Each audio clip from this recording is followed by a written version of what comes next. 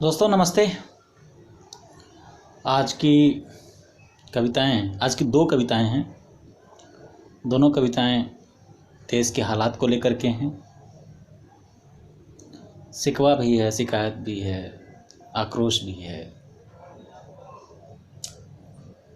चलिए कविता शुरू करते हैं। पहली कविता है, पैदल चलते मजदूर और कराहता मुल्क। पैदल चलते मजदूर और कराहता मुल्क, सब देख तुम्हारा खुश होना बनता है। और फिर सड़कों पर रोज मरते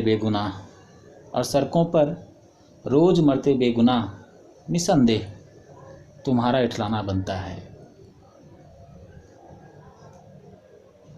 बेशक तुम एक रक्त पिपासु बेहद क्रूर हो, यह भी कि आज़ाद हिंद के बादशाह हो। फिर तुम्हारे फरमान, तुम्हारा अट्टहास सब कबूल, क्योंकि तुम आलम पनाह हो। लेकिन इस भुलावे में मत रहना कि कोई तुम्हें देख नहीं रहा, या फिर तुम जो कर रहे हो वह कोई समझ नहीं रहा। लेकिन इस भुलावे में मत रहना कि कोई तुम्हें देख नहीं रहा, या फिर तुम जो कर रहे हो वह कोई समझ नहीं रहा। वक्त लिखेगा तुम्हारी दास्तान भी, वक्त से तुम भी कहाँ बच पाए हो। जाएगी जान तुम्हारी भी एक दिन।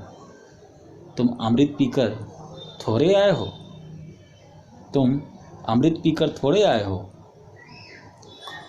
दूसरी कविता है, मुल्क में बोलने वाले कम हो रहे हैं, एक बार बोलकर चुप हो जाने वाले भी कम हो रहे हैं। समर्थकों की संख्या भी बढ़ रही है। अंतर केवल इतना ही नहीं कि पिछले कुछ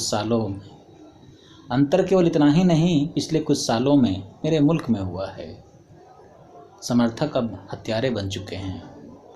रोज बरोज लाशों की गिनती से मेरे हुक्मरानों का हौसला भी बढ़ रहा है।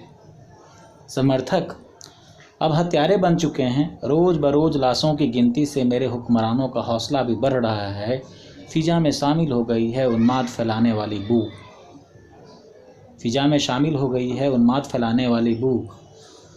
जो हम पूछते हैं अपने हुक्मरानों से तो कहते हैं कि मुल्क बदल रहा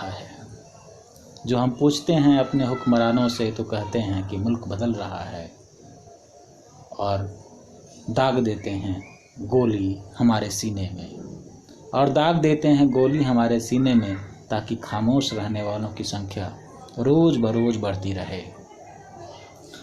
फिर सवाल है कि चुप रहने वाले आखिर कब तक चुप रहेंगे, खामोश बने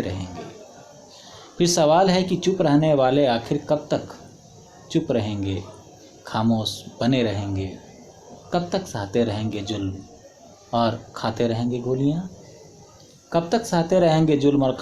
गोलियां। रोटी के बदले इज्जत के बदले जिंदगी का सौदा नहीं चलेगा। रोटी के बदले इज्जत और इज्जत के बदले जिंदगी का सौदा नहीं चलेगा। बहुत बहुत धन्यवाद दोस्तों।